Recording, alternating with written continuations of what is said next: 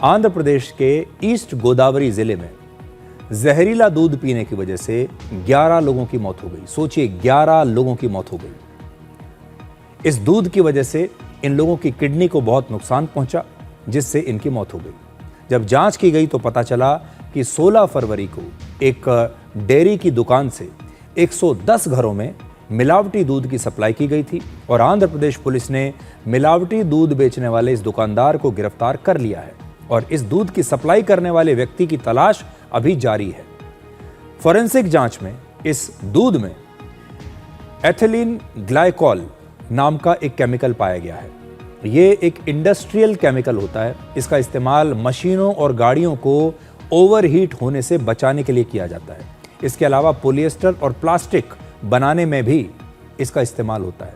ये केमिकल इतना ज़्यादा जहरीला होता है, ख़तरनाक होता है कि जब इसका इस्तेमाल किया जाता है मशीनों में तो मास्क पहनना पड़ता है। अगर गलती से किसी व्यक्ति के शरीर में ये केमिकल चला जाए तो किडनी, दिमाग और नर्वस सिस्टम को नुकसान पहुंचाता है। अब प्रशासन का कहना है कि जिस कूलिंग टैंक में ये दूध रखा हुआ था उसकी मशीन से लीक होकर शायद ये खतरनाक केमिकल दूध में मिल गया होगा और इसकी वजह से ये दूध जहर बन गया। इसके बावजूद आरोपी दुकानदार ने वही दूध सैकड़ों घरों में सप्लाई कर दिया। अब FSSAI ने आंध्र प्रदेश सरकार से इस घटना पर पूरी रिपोर्ट मांगी है। हमारे देश में दूध और इससे बने खाने पीने के सामान में बहुत ज़्यादा मिलावट हो रही है। हैरानी इस बात की है कि खुले में बिकने वाले दूध ही नहीं बल्कि पैकेट वाले दूध की शुद्धता पर भी अभी सवाल उठते हैं। वर्ष 2024 से 2025 में पूरे देश में दूध के 33,405 सैंपल्स की जांच की गई, जिसमें से 12,780 सैंपल मिलावटी पाए गए। वर्ष 2023 में food safety and standards act में खाने पीने के सामानों में मिलावट को एक गंभीर अपराध माना गया। मिलावट करने या मिलावटी सामान को बेचने पर 1 लाख से 10 लाख रुपए तक का जुर्माना है, 6 महीने से लेकर 7 साल तक की सजा है।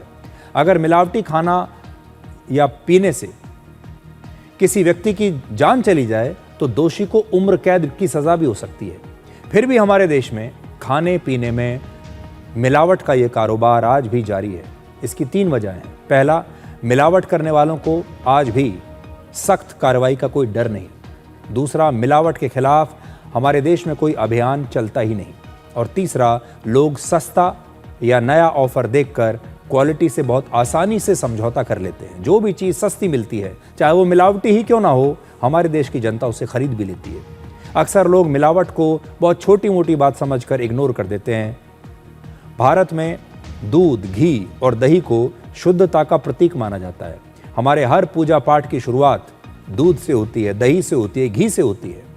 और हर माँ पूरे विश्वास के साथ अपने बच्चे को बाहर का दूध पिलाती है, लेकिन उसी दूध में हमारे देश में सबसे ज़्यादा मिलावट हो रही है।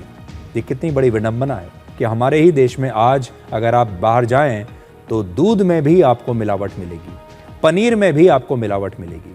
ये मिलावट असल में हमारे देश की एक बहुत बड़ी चुनौती बनती जा रही है और सरकारों को इसे लेकर अब बहुत बड़ा एक्शन लेने का समय आ गया है।